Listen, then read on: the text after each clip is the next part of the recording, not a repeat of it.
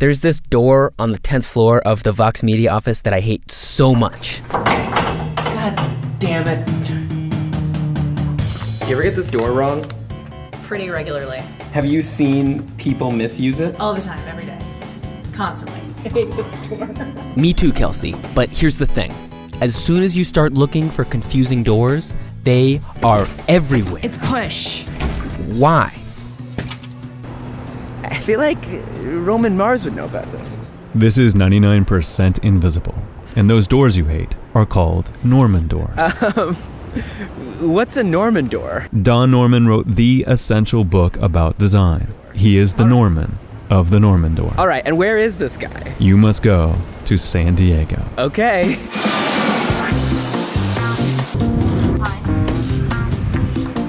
Hi, Joe. Hey. I'm Don Norman. It's hard to describe what I am. Well, he's been a professor of psychology, professor of cognitive science, professor of computer science, a vice president of advanced technology at Apple. But for our purposes, I was spending a year in England, and I got so frustrated with my inability to use the light switches and the water taps and the doors even, that I wrote this book. If I continually get a door wrong, is it my fault? No. In fact, if you continually get it wrong, is a good, and if other people continually get it wrong, good sign that it's a really bad door. a Norman door is one where the design tells you to do the opposite of what you're actually supposed to do, or gives the wrong signal and needs a sign to correct it. Why does it need an instruction manual? That is, why do you have to have a sign that says push or pull? Why not make it obvious? It can be obvious if it's designed right. There are a couple of really simple, basic principles of design, and one of them I'll call discoverability. When I look at something, I should be able to discover what operations I can do. The principle applies to a whole lot more than doors. And it's amazing with many of our computer systems today. You look at it, there's no way of knowing what's possible. Should I tap it once or twice or even triple tap? So discoverability, when it's not there, well, you don't know how to use something. Another is feedback.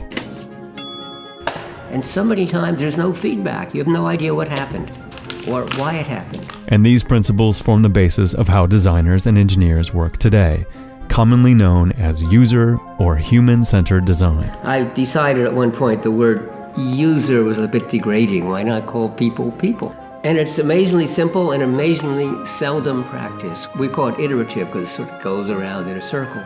We go out and we observe what is happening today. We observe people doing the task.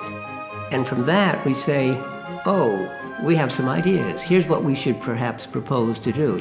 Then you prototype your solution and test it.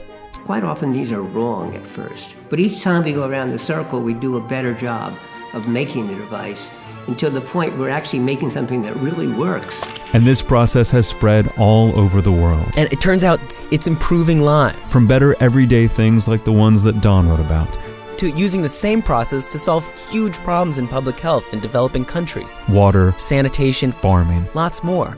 So what'd be a better human-centered door? An ideal door is one that as I walk up to it and walk through it, I'm not even aware that I had opened the door and shut it. So if you had a door which had a flat plate, what could you do? Nothing. The only thing you can do is push. So see, you wouldn't need a sign. A flat plate, you push. This kind of push bar with the piece sticking out on one side works well too, so you can see what side you're supposed to push on. The vertical bars could go either way. A simple little hand thing, though, sort of indicates pull. But we still have terrible, terrible doors in the world. So many of them. There are lots of things in life that are fairly standardized, and therefore, whether I buy this house or not is not a function of whether it has good doors in it. And so, except for safety reasons, doors tend not to be improved. But the tyranny of bad doors must end. I think that it's a really design. The fact that they put a pull handle when it's a push. And it should be a flat panel right here. And not a pull handle. That's how I feel about the store. It's very misleading. I agree. You're right, Becky. You're goddamned right. And if we all thought like you, well, we might just design a better world together. It won't open because it's a security door. What the f*** are you two doing? Hey, so as you can see, since I started making this video, they've since changed the door a little bit. I guess it's a step in the right direction. Thank you so much for watching, and to 99% Invisible, one of my favorite podcasts. It was so much fun to collaborate with them. Thank you, and check them out on any podcast app or 99pi.org.